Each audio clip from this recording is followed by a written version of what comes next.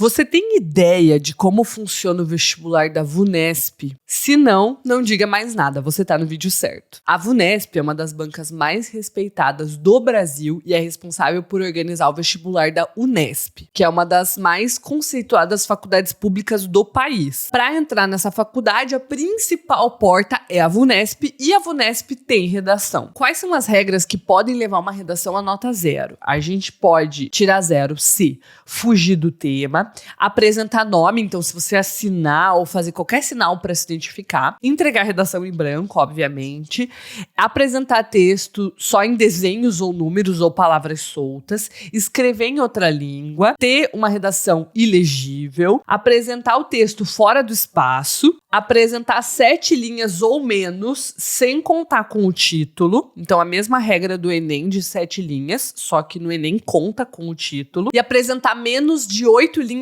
autorais, que são não copiadas da prova, dos textos de apoio, de modelos prontos de redação ou de outras fontes contínuas ou for composta predominantemente por cópia de trechos da coletânea ou de quaisquer outras partes da prova e ou reproduções de textos divulgados nas mídias digitais. Então é uma prova que está um passo à frente do Enem em relação a modelos de redação, porque isso já existe nas regras. Outra regra que pode levar a zerar é uma redação que for idêntica ou muito semelhante a outra redação desse processo seletivo ou de outros, que é uma regra que também não existe no Enem, e apresentar formas propositais de anulação, tipo você escrever, não vou fazer essa redação. Quais são os critérios de correção?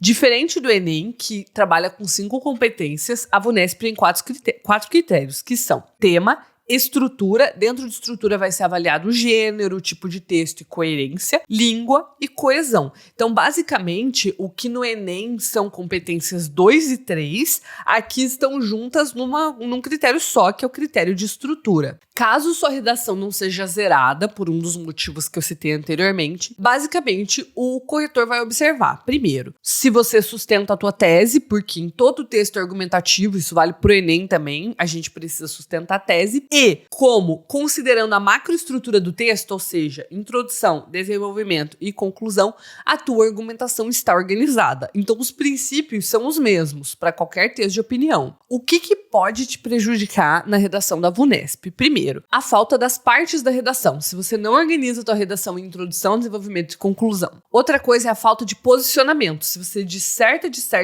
mas não argumenta, não tem uma tese, não tem os argumentos. Depois, a falta de autonomia do texto. Se teu texto diz basicamente o que está nos textos motivadores, por exemplo. Outra coisa é a contradição entre as ideias. Se você diz uma coisa e depois diz outra contrária. Mas isso em qualquer redação. E a última coisa que é muito importante, que é a coisa mais difícil de fazer em redação, é a falta de desenvolvimento dos argumentos e a presença de conclusões que não foram decorrentes do que você falou anteriormente. A gente chama isso de salto. Então, quando você dá saltos argumentativos na redação, é quando você pula para conclusões sem ter desenvolvido o raciocínio. Cada redação vai ser avaliada por 2 examinadores de forma independente, assim como no Enem, e quando tem discrepância da nota, é avaliado por um terceiro examinador, também igual no Enem. Tem uma regra bem curiosa que é: redações com 20 linhas ou menos não poderão alcançar a nota máxima no critério C. Além disso, textos muito curtos de 15 linhas ou menos perderão ponto no critério C. Será reduzida a nota no critério C de redações que contenham palavras escritas com letra incompreensível. Então, basicamente assim, por mais que a gente tenha algumas mudanças nos critérios de correção, a gente tem, em geral, coisas muito semelhantes ao Enem. É como se os princípios para um bom texto dissertativo argumentativo fossem basicamente os mesmos. E aí alguns detalhes mudam.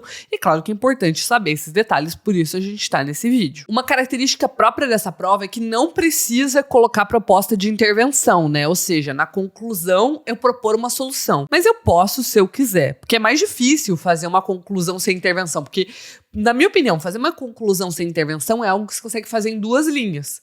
Você fazer um parágrafo inteiro, repetindo tudo que você falou anteriormente, sintetizando tudo, pra mim não faz tanto sentido, sabe? E aí um cuidado que a gente precisa tomar é que o edital é muito claro quando diz: se for identificado que sua redação é um modelo de redação, ela poderá ser anulada, ou seja, zerada. Porém, o Neto, meu aluno, me mandou uma mensagem dizendo que fez parte do curso dos modelos, tirou uma nota incrível em redação e foi aprovado em medicina. Eu comprei o seu curso dos modelos para ter acesso ao material e foi suficiente para que eu tirasse nota máxima na redação da VUNESP e garantisse a minha vaga em medicina. Melhor curso de redação do Brasil. Muito obrigada. Fui aprovado no vestibular que eu fiz, Unicerrado Goiatuba, Goiás. É um vestibular de medicina da banca VUNESP. É particular, mas é bem concorrido, pois a mensalidade é uma das mais baratas, levando em consideração o curso.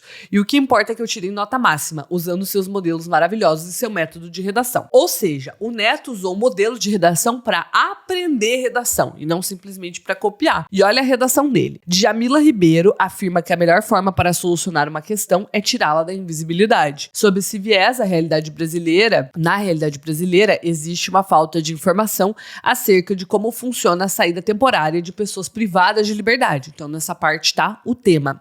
Desse modo, emerge um sério problema em virtude da alienação popular e da influência midiática.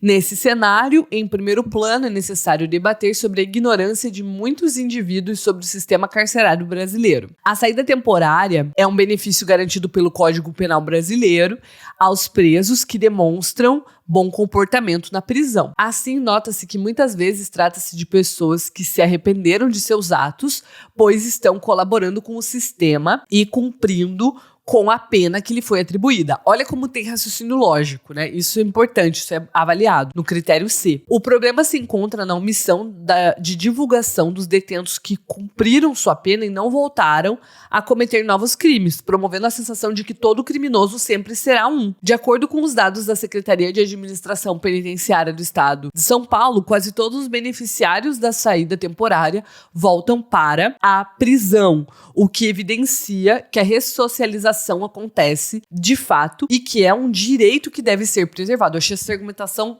muito boa, impecável. Além disso, a influência da mídia é um fator determinante para a problemática. Chimamanda Adichie afirma que a mudança do status quo, o estado das coisas, é sempre penosa, que é uma citação que eu ensino a usar, né? Nessa perspectiva, percebe-se tal dificuldade na forma que os veículos de informação atuam, mostrando para a sociedade apenas os poucos casos em que ocorre a recorrência dos crimes. Diante disso, torna-se difícil mudar a opinião popular sobre a saída temporária, uma vez que é um fluxo maior de notícias negativas do que positivas sobre o tema. Portanto, devido ao poder de influência que a mídia possui, ela incentiva as pessoas a acreditarem que existe um aumento de riscos à segurança pública, o que não ocorre de fato. Em síntese, a saída temporária dos presos trata-se de um direito à ressocialização e não apresenta riscos à segurança pública. Então perceba que é uma conclusão que faz uma síntese. A população brasileira deve se informar melhor sobre o sistema penitenciário brasileiro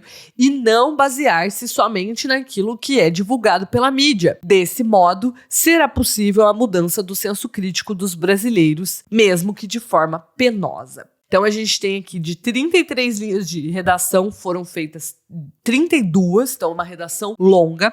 É uma redação que usa os meus modelos, mas de forma super inteligente, com uma forte argumentação e uma estrutura perfeita para essa prova. Perceba o tamanho dos desenvolvimentos. Quando eu recebi essa mensagem do Neto, eu liguei para ele para dar os parabéns. Luma, seu curso é o melhor de todos. Meu Deus do céu. Eu tirei nota máxima. Ai, eu fui aprovado do cursinho Sonhos, medicina. Nossa, eu tô tão feliz. Ai, que alegria, meu Deus. Eu comecei a estudar com o seu curso em março desse ano. E eu fiz uma redação por semana. Mas você começou em março desse ano e em 3 meses você já foi aprovado? Sim. Gente, minha redação acho que ficou ótima, fiquei muito feliz com o resultado. Eu tirava 740, 780 no Enem. Eu precisava subir bem mais. Só que o seu curso, que é maravilhoso, dá uma chuva de repertórios e você não só entrega os repertórios, você ensina a usar todos os repertórios. São 15 linhas ali que você já consegue colocar perfeito, sem nenhum erro. Tanto que é mais fácil começar. Eu nunca fico parado. Ai, o que será que eu vou colocar na introdução? Depois que você começa a escrever, você deslancha. Uma pessoa que faz o seu curso é impossível sair com dúvida, porque não dá, é muito perfeito. Eu gostei também que todas as suas aulas são muito objetivas, não tem as 5 horas falando um monte de coisa que, sabe, a pessoa não vai lembrar, não vai conseguir colocar em prática. Nossa, eu recomendo pra todo mundo, a melhor coisa que eu fiz, a melhor escolha que eu fiz.